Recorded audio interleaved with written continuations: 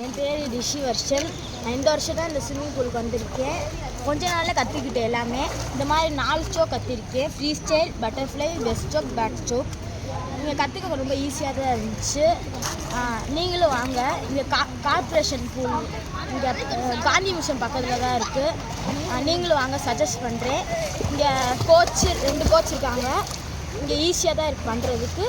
நீங்களும் வாங்க.